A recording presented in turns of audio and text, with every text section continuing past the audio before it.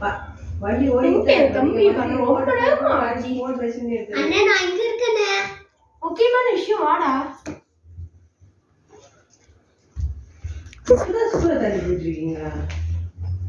நீ தம்பி புஷ்பா படம் பாத்துட்டியா? புஷ்பா படம் பாத்துட்டேனே. நம்ம நடிகர் புஷ்பா மாதிரி வாடா. இல்ல அதான் பேசிட்டு இருந்தேன்.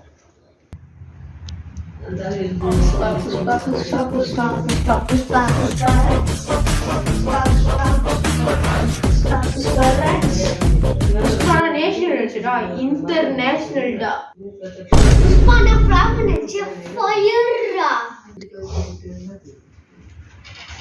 தம்பி நான் நம்ம நடிச்ச நிகழ்ச்சி நல்லாதான் இருக்கு.